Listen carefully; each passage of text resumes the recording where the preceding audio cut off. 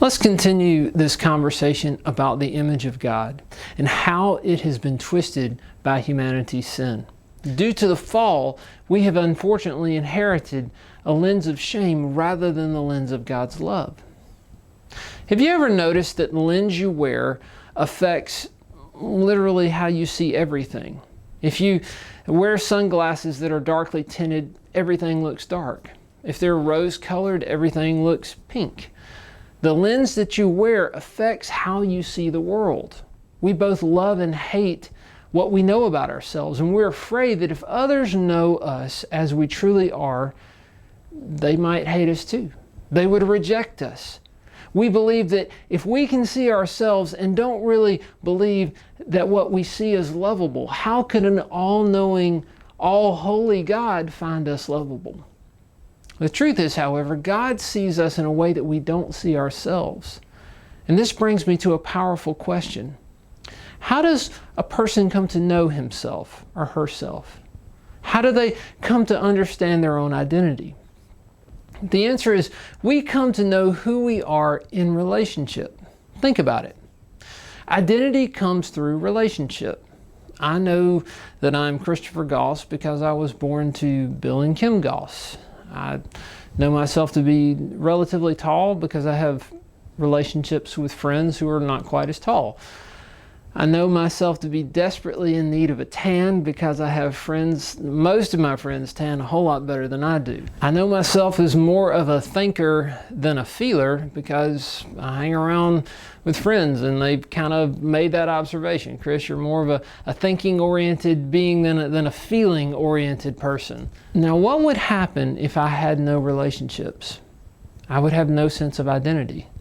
So what happens when I'm cut off from a relationship with the greatest, most powerful being in the universe?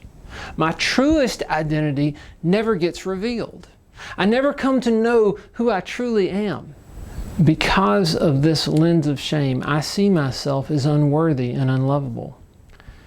But what is truest about me is how God sees me.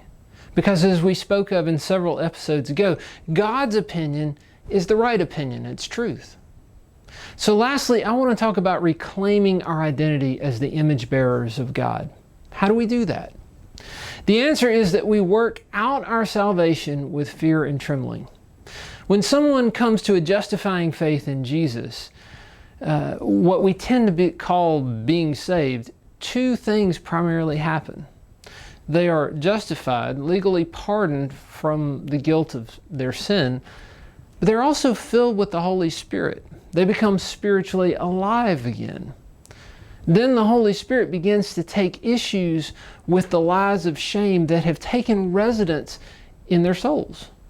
Salvation that is now at the core of the person begins to work out through the soul and through the body of that person. Salvation, deep relationship with God, begins to take over their entire selves. So notice, to paraphrase Greg Boyd, this isn't working at your salvation. This is working out a salvation that you've already received. And this is really how sanctification works. God's Spirit works in us to remove the lens of shame and to restore the lens of God's love, of being the beloved. A good relationship changes a person. It changes us because we begin to see ourselves through the eyes of the other person. When I see myself through the eyes of someone who deeply loves me, I discover that I'm lovable.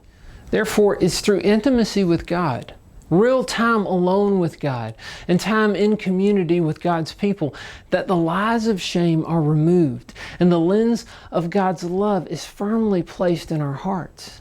This to me is one of the most beautiful pieces of Christianity. It shows healing as being the work of becoming one or at peace within ourselves, because we're made in the image of one God who is in perfect relationship as three persons. Healing is those parts of myself coming back into oneness.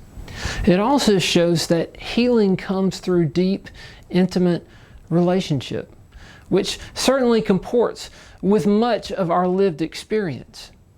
We are wounded through relationships, but we're also healed through relationships. Blessed be God who calls us into deep, loving, and healing relationship with Himself.